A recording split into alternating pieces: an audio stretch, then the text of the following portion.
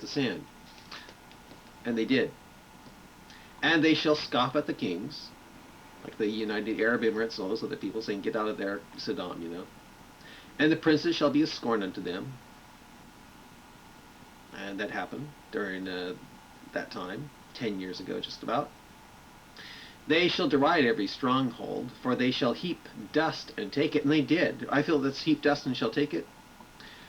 Well, what happens is, instead of going into Saudi Arabia after that, they dug deep. They built these big dirt, sand berms and stuff to make tank traps and stuff, and set mines and stuff. They heaped up these big dust, big dirt berms, and took Kuwait. They instead of moving to Saudi Arabia, they just grabbed onto that and heaped up these big dust tank traps and stuff.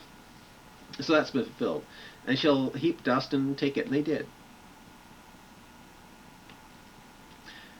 Then shall his mind change. I think this is talking about Saddam. Then shall his mind change.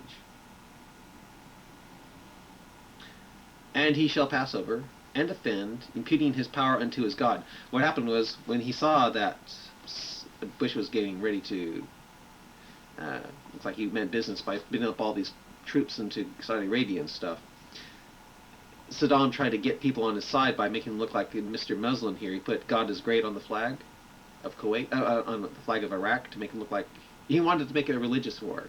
So he imputed power into his God. So that's why I feel that would happen here. He became he went from secular Muslim to Mr. Religious Muslim. Then it says, "Art thou not from everlasting, O Lord my God, mine Holy One? We shall not die." In other words, when the rapture takes, when you see this happen, you know the rapture is going to get close, and then you shall not die, because the rapture takes place, and you can't die if the rapture takes place. "O Lord, thou hast ordained them for judgment, and, O mighty God, thou hast established them for correction. Thou art a purer eyes than to behold evil. Thou canst not look on iniquity. Therefore lookest thou upon them that deal treacherously, and holdest thy tongue when the wicked devoureth the man that is more righteous than he?" Question mark. "And maketh men as the fishes of the sea, and the creeping things that have no ruler over them. They take up all of them with the angle, and catch them in their nets, and they gather them in the drag. Therefore they rejoice and are glad. Therefore they sacrifice unto their net, and burn incense unto their drag. Because of them the portion is fat, and their meat plenteous. Shall they therefore empty their net, and shall not spare continually to slay the nations?" I don't know if this is talking about, I think this is just talking about evil in general. I don't think this has anything to do with Iraq. Could be wrong, but that's what I think. This is just talking, it's just like, well, why don't you help people who are going through hard times here? It's like, yeah. It could be talking about what happened in Africa with the Tutsis and the, you know. Okay, chapter 2. Now I think this is going to be talking about the Gulf War here. And what happened since then, which is the UN inspectors and Saddam holding on to weapons of mass destruction, coveting and evil covetousness unto his house. Okay. "I will stand upon my watch," and I've been standing upon my watch, believe me, I have. "I will stand upon my watch, and set me up upon on the tower, and will watch to see what he will say unto me, and what I shall answer when I am reproached. And the Lord answered me, and said, write the vision, and make it plain upon tables, that he may run that readeth it. And I read it, and allot to me, so I'm going to run, because I have read it, but I'm also going to run and spread it in such a way that there's a possibility it may be picked up and examined. It's all up to God. Leave it up all to God here. That he may run who readeth, and I'm the one who read it, and now I'm going to run with it. Okay, for the vision is yet for an appointed time, but at the end it shall speak, and not lie. Though it tarry, wait for it. It tarried for like 3,000 years just about now.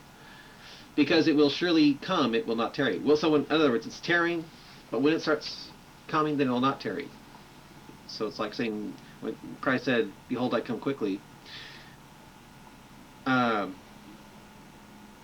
well, when he comes quickly, he will come quickly. But so I think that's kind of like the same thing. You know, he's tarrying, but then when he will not tarry. So same sort of thing here. Okay, behold, his soul which is lifted up is not upright in him, but the just shall live by his faith. I don't know what that's talking about at all. Could be talking about the Antichrist. I have no idea. Watkins, I don't know. Also, because he transgresseth by wine. This could be talking about Sodom, and I think the wine is oil here. He is a proud man. Yeah, I think this is talking about Sodom.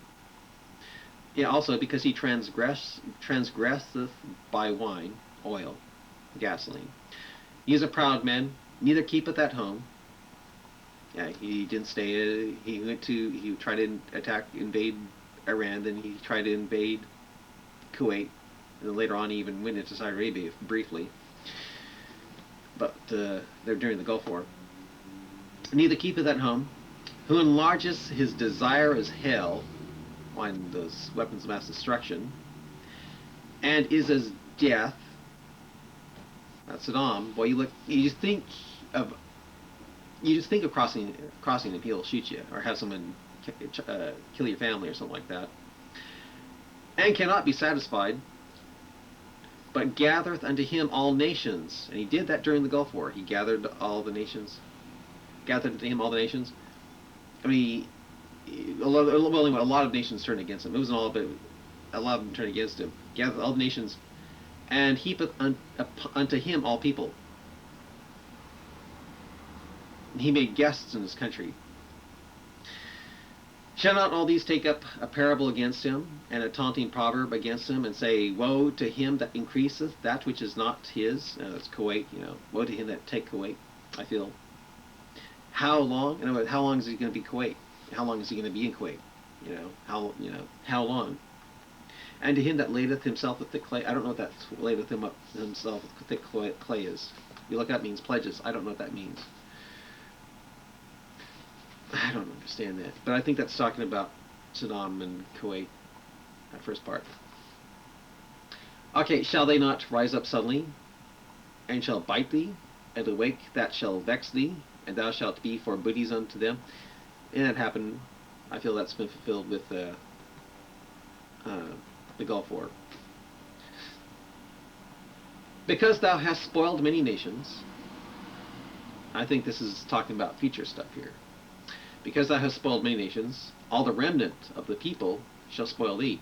In other words, when Saddam gets done pressing the button on the people around Iraq, what's left of them will spoil thee. Because of men's blood, and for the violence of the land, of the city, and all that dwell therein. Woe to him that coveteth an evil covetousness unto his house. I think that's talking about Saddam, and that the evil covetousness that he's coveting to his house are the weapons of mass destruction.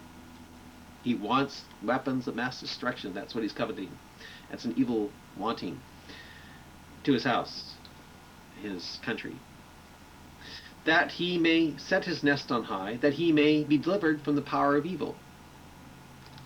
He thinks that the weapons of mass destruction will keep him from the power of evil. That's what I think that's talking about. And will set his nest on high, and he may be delivered from the power of evil. He's using weapons of mass destruction to be Mr. Power Guy there, keep people away from him. Trouble is, it's going to do the opposite, because then you read on further, it says, Thou hast consulted shame to thy house by cutting off many people. Well, the people in Iraq are cut off. All the people that are doing well are the ones that are his henchmen. He's keeping the UN from helping them. He did that with the Kurds, and he's now really doing it with the Shiites. The Kurds are doing pretty well now because he's trying to keep them from uprising by letting them smuggle oil through there. Yeah, by cutting off many people. And thou hast sinned against thy soul. Then it says, and I feel that this is what happened because he did this and has been doing this, coveting with this evil covetousness, wanting the weapons of mass destruction. UN inspection teams pull out, the UNSCOM. And then it says, For the stone shall cry out of the wall, and the beam out of the timber shall answer it. When they that when it says the stone shall cry out of the wall, and the beam out of the timber shall answer it, I think that's talking about a house getting it, or a building gets blasted. Stone shall cry out of the wall, the concrete goes flying out of there, and the beam out of the timber shall answer it, and the wooden beam comes crashing down. Woe to, the bomb goes off. The cruise missile hits something here. Woe to him that buildeth the town with blood. And Saddam built Baghdad with blood. He became the ruler of Iraq through killing people. Became the ruler of Baghdad by killing people. And established a city by iniquity, Baghdad. Behold, it is not of the Lord of hosts. Behold, is it not of the Lord of hosts, that the people shall labor in the very fire, and the people shall weary themselves for vanity, for nothing? And I feel that that's talking about Unscom. They were there, and now they're out of there, and it's all been for nothing, because now Saddam's getting his weapons of mass destruction again, hiding them, so it's all been for nothing. Since we pulled him out of there, we don't know what he's doing. All we did was just put him off 10 years. Now he can sneak whoever's in there, and it's all been for nothing, because now they're not in there. You could say, I don't have any weapons of mass destruction, because he's now found great hiding places for him. For the earth shall be filled with the knowledge of the glory of the Lord, as the waters cover the sea. That sounds like universal salvation. That's definitely way future here. Woe to him that giveth his neighbor drink, that putteth thy bottle to him, and maketh him drunken also, that thou mayest look upon their nakedness. Thou art filled with shame for glory. Drink thou also, and let thy foreskin be uncovered. Well, what happened was, I think that what happened here, he goes into Kuwait, he finds out what has happened with what's going on up there, but then we go and knock him out and discover what he's been doing, and his nakedness is that he's hiding weapons of mass destruction. Could be wrong here, but that's what I think I'm getting here. Yeah, the cup of the Lord's hand, the cup of the Lord's right hand shall be turned unto thee, and shameful spewing shall be on thy glory. Okay. For the violence of Lebanon shall cover thee. In other words, there's going to be a Lebanization of Iraq taking place here. And that's going to be split up in 3 different spots. And the spoil of beasts which made them... See, the reason why we didn't help the Kurds and the Shiites in the first place, because Bush was afraid there was going to be a Lebanization of Iraq. Trouble is, it's going to happen anyway. The violence of Lebanon shall cover thee. Iraq is going to split. It's going to become another Lebanon. And the spoil of beasts which made them afraid, because of men's blood, and for the violence of the land, of the city, Baghdad, I feel, of the city, and of all that dwell therein. What profiteth the graven image? The maker thereof hath graven it, the molten image, and a teacher of lies, that the maker of his work trusteth therein to make dumb idols? Woe unto him that saith to the wood, awake, to the dumb stone, arise, it shall teach. Behold, it is laid over with gold and silver, and there is no breath at all in the midst of it. But the Lord is in his holy temple, that all the earth keeps silence before him. Okay, chapter 3. Now this, I feel, is like Jeremiah chapter 49, and all hell breaks loose here, and World War trace. So go ahead, can you hear it? A prayer of Habakkuk, the prophet, upon Shigionoth. O Lord, I've heard thy speech, and was afraid. O Lord, revive thy work in the midst of the years. In the midst of the years make known. In wrath remember mercy. God came from Teman, and the Holy One from Mount Paran. Selah. His glory covered the heavens, and the earth was full of his praise. And his righteousness and his brightness was as the light. He had horns coming out of his hand, and there was the hiding of his power. Behold him with the pestilence, and the burning coals went forth at his feet. I think what's happened is, God says he's not going to meet us as a man. Well, I mean, during the rapture you'll be up there, but he's going to meet the people that are left behind as an atom bomb. And the pestilence at his feet, all in Iraq, boom-o, the pestilence stuff is blasted out when the bombs hit. He stood and measured the earth, he beheld and drove asunder the nations, and the everlasting mountains were scattered. The perpetual hills did bow. So it sounds like it's going to be, those bombs are going to be really big. His ways are everlasting. I saw the tents of Cushan in affliction, and the curtains of the land of Median did tremble. Was the Lord displeased against the rivers? Was thine anger against the rivers? Was thy wrath against the sea, that thou didst ride upon thy horses and thy chariots of salvation? In other words, I feel that when all the hell breaks loose, the chariots of salvation, rapture. So when this happens, going on over here, rapture too at the same time, that's why I think, my gosh, when this is going on with the rocket thing, ooh, rapture is near. Because of that, this scripture here, the chariots of salvation. Thy bow was made quite naked, according to the oaths of the tribes, even thy word. Salah. Thou didst cleave the earth with rivers. The mountains saw thee, and they trembled. The overflowing of the water passed by. The deep uttered his voice and lifted his hands on high. The sun and moon stood still in their habitation. At the light of thine arrows, of the missiles, I feel, at the light of their missiles, they went. At the shining of thy glittering spear. When an atom bomb goes off, you can't even see that there was a sun because it's so bright. It's like everything becomes dark, yeah, because it's so bright. The atom bomb going off, or H-bomb. Thou didst march through the land in indignation. Thou didst thresh the heathen in anger. Thou wentest forth for the salvation of thy people.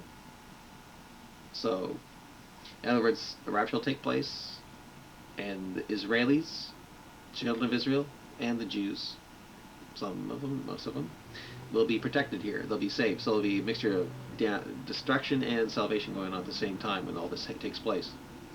Rapture and protection of Israelis, children of Israel, and all this hell breaking loose at the same time. Yeah. Yeah, thou wentest forth in for the salvation of thy people, even for salvation with thine anointed. And I feel the anointed are the Jews, and yeah, thy people are. Well, excuse me. Thou wentest forth with the salvation for the salvation of thy people, which I feel are the Jews, even for the salvation of thine anointed, which could be the Christians. Thou woundest the head of the house of the wicked, by discovering the foundation unto the neck, Salah. Thou didst strike through with the staves the head of his villages. They came out as a whirlwind to scatter me. Their rejoicing was as to devour the poor secretly. Thou didst walk through the sea with thine horses, through the heap of great waters. When I heard, my belly trembled. My lips quivered at the voice. Rottenness entered into my bones, and I trembled in myself, and that I might rest in the day of trouble. Day of trouble, I feel, is tribulation. When he cometh up unto the people, he will invade them with his troops. When he cometh up unto the people, he'll invade them with his troops. I think the troops are the Kurds.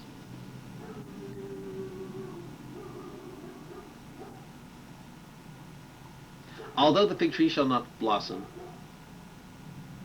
neither shall fruit be in the vines, the labor of the olive shall fail, and the fields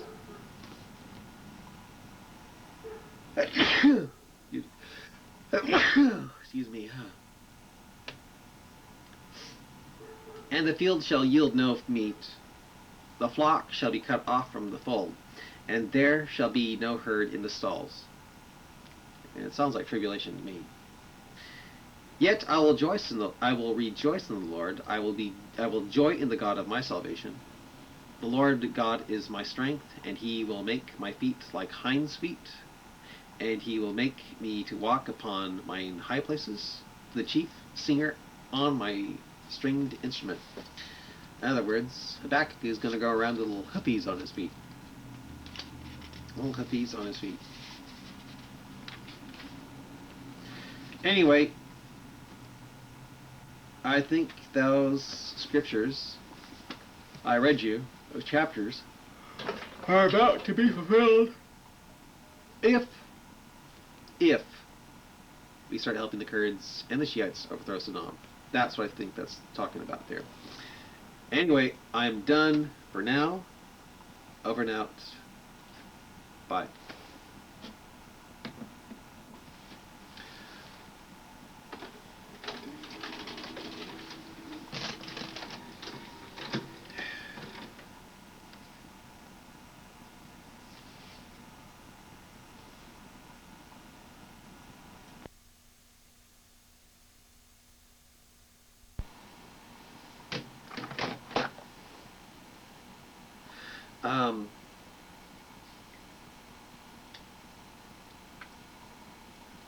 What I'm about to do now is give you a summary of what's going on here. In other words,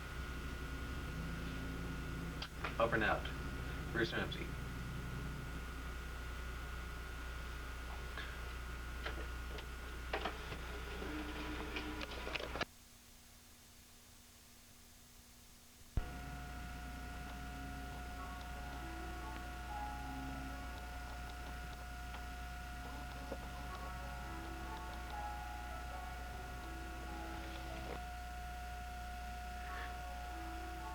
This is Bruce Ramsey. The date today is March 18th, 1992. I'm videotaping my next door neighbor, Celine Pettyjohn, who I believe is 9 now.